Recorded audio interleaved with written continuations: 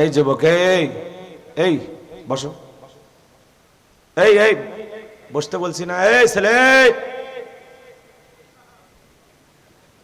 12টা বাজছে, বলো 12টা বাজছে, তো ওঠো কেন? কিসের পেশাব? ওদের একজনেরও বিয়ে হয়নি। এই বয়সে যদি 1-1.5 ঘন্টা পেশাব না আটকাতে পারো, বিয়ে করে কি করবা? খবরদার 12টার আগে কেউ মাথা উঁচু করবেন না। একটু ধৈর্য নিয়ে বসেন, এরপরে আপনি চলে যান। আপনারও ওয়াদাটা আপনি ঠিক রাখেন।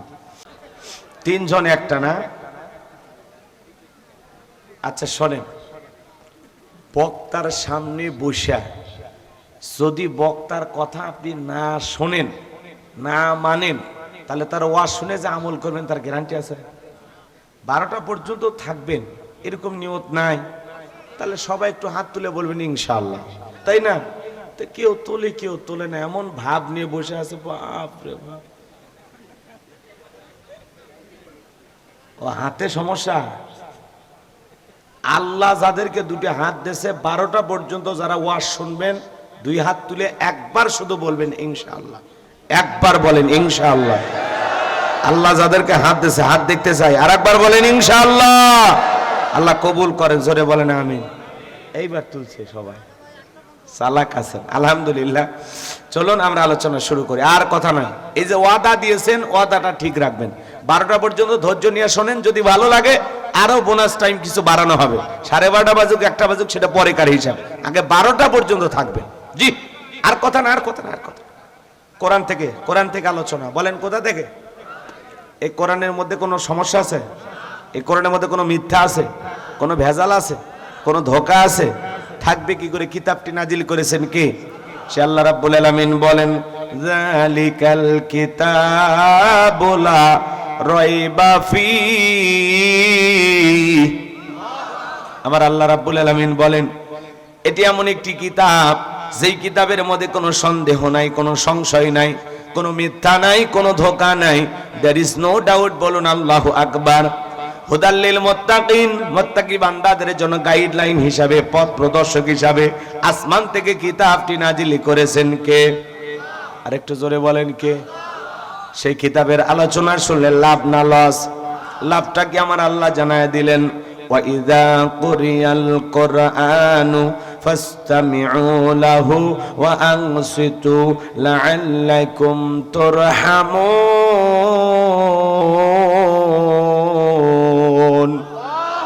সূরা আরাফ আয়াত নাম্বার 204। আমার আল্লাহ রাব্বুল আলামিন জানিয়ে দিলেন, তোমাদের সামনে যখন কোরআন থেকে আলোচনা করা হয়, কোরআন থেকে বয়ান করা হয়, চুপচাপ মনোযোগ সহকারে কান লাগিয়ে কথাগুলো শ্রবণ করো। যারা চুপচাপ কোরআনুল কারীমের কথাগুলো শ্রবণ করবে, আমার আল্লাহ রাব্বুল আলামিন আসমান থেকে তার দরবারে আল্লাহর রহমত বৃষ্টির মতো নাজিল করবেন। বলুন সুবহানাল্লাহ। এই জায়গা আল্লাহর রহমত নাজিল হইতেছে, এই বিশ্বাস আপনাদের দিলে আছে না নাই?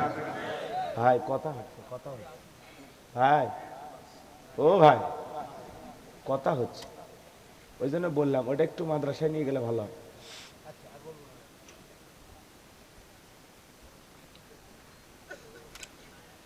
এদিক খেয়াল করেন। তাহলে বলেন, কোরআনের কথাগুলো শুনলে লাভ না ক্ষতি? ওয়াযাক্কির ফাইন্না যিকরা তানফাউল মুমিনিন, সূরা জারিয়ার 55 নম্বর আয়াত। আল্লাহ তাআলা বলেন, যারা আমার মুমিন বান্দা, তাদের সামনে যখন কোরআন দিয়ে ওয়াজ করা হয়, কোরআন থেকে বয়ান করা হয়, এই কথাগুলো শোনার পরে আমার মুমিন বান্দাদের উপকারে আসবে। বলুন সুবহানাল্লাহ। তাহলে কোরআন থেকে কথা বলে আমাদের উপকার না ক্ষতি? লাভ না লস? তাহলে কোরআন থেকে আলোচনা হওয়ার দরকার আছে না নাই? তাহলে ছোট্ট একটি সূরা আপনাদের খেদমতে আমি তেলাওয়াত করেছি, পবিত্র কোরআনুল কারীমের 108 নম্বর সূরা। সূরাটির নাম কাউসার। মোট আয়াত আছে 3টি, রুকু আছে 1টি। বিশ্ব নবীর মক্কার জিন্দেগিতে আল্লাহ রাব্বুল আলামিন এই সূরাটি নাজিল করেছেন। অনেকে ভাবতেছেন হুজুর এই সূরা থেকে ওয়াজ করবেন, আগে যদি জানতাম আপনার মাহফিলে আসতাম না। আচ্ছা বলেন তো বাজান, পরিচিত পথে পথ চলতে সহজ হয় না কঠিন হয়? এটা কথা বলা লাগবে ভাই। আমি করব ওয়াজ, আপনারা দেবেন আওয়াজ, জবাব দিবেন ঠিক ঠিক, আলোচনা হবে কমপ্লিট। শ্রোতাদের স্পিরিটে বারে বক্তার হিট, আলোচনা হবে জায়গা মতো ফিট। আগে বলতাম কিছু আজ প্যান্ডেলে, কিছু আজ অ্যাঙ্গেলে, এখন আর অ্যাঙ্গেলে না, যা বলবো সব ডাইরেক্ট। অ্যাঙ্গেলে বলার দিন শেষ, ডাইরেক্ট বলার বাংলাদেশ। একটু কথা বলে বুঝান যে আপনারা পুরুষ। লিল্লাহে তাকবীর। তাহলে এইবার বলেন, পরিচিত পথে পথ চলা সহজ না কঠিন? পরিচিত মানুষের সাথে কথা বলে ভালো লাগে না খারাপ লাগে? পরিচিত পথে পথ চলতে যেমন সহজ হয়, পরিচিত মানুষের সাথে কথা বলে যেমন ভালো লাগে, বক্তা যদি পরিচিত আয়াত বা সূরাত থেকে কথা বলে সেইটা শুনলে আরো বেশি ভালো লাগে। কারণ এই বিষয়টা আপনারও জানা আছে। আর যেই জিনিস যত বেশি জানবেন তাতে চর্চা কমে না বাড়ে? চর্চা কমে না বাড়ে? হয়তোবা সূরা কাউসারের তাফসীর আপনারা যেভাবে জানেন আমি হয়তোবা সেভাবে জানি না। আজকে আমি যেভাবে বলবো হয়তোবা আপনারা সেভাবে শোনেন না। কথায় আছে এক একটা ফুলের এক একটা সুঘ্রাণ, কথা বলে ঠিক কিনা? এজন্য শুরু করতে দেন, মজা লাগবে ইনশাআল্লাহ। কোরআনের কথা তো মজা না লাগার কোনো কারণ নেই। মনটা যদি আবু বকরের মতো নরম হয়, কোরআন শুনলে ঈমানটা বাড়বে। কথা কয় না কে? ওয়া ইযা তুলিয়াত আলাইহিম আয়াতুহু যাদাতুহুম ঈমানা। মুমিনের সামনে কোরআন তেলাওয়াত করলে মুমিনের অন্তরটা কি হয়? কথা কয় না কে? কষ্ট হচ্ছে আপনাদের? আপনি যদি মুমিন নিজেকে দাবি করেন তাহলে কোরআন শুনলে আপনার ঈমানটা বৃদ্ধি পাবে, ঈমানটা বাইরে যাবে, ঈমানের ব্যাটারিতে চার্জ হবে। সুবহানাল্লাহ কোন? আর মনটা যদি আবু জেলের মতো 6-9 দিয়ে ভরা থাকে, আবু জেল সারা রাত রাসূলের কণ্ঠে কোরআন শুনে সকালবেলায় বলতো পাগল, জাদুকর, ছাগল, এরকম বলতো না? পাগল, জাদুকর, নানান কথা বলতো। রাসূল যদি হয় পাগল, আবু জেল হলো ছাগল। কথা বলেন না কেন? সারা রাত কোরআন শুনে রাসূলের ট্যাগ লাগায় বলতো পাগল, জাদুকর, গণক, কবি, নানান ধরনের ট্যাগ লাগাইতো। অথচ এরা রাতের বেলায় বউ বাচ্চা বাদ দিয়া রাসূলের কণ্ঠে তেলাওয়াত শুনতো। সুবহানাল্লাহ বলেন। এইরকম আবু জেহেল কোরআন শোনার পরেও নিজের পরিবর্তন হয় নাই। এক শ্রেণীর মানুষ বর্তমান পৃথিবীতে বের হয়েছে যাদের চরিত্র আবু জেহেলের চাইতেও খারাপ। এরা কোরআনের কথা হবে এটা সহ্যই করতে পারে না।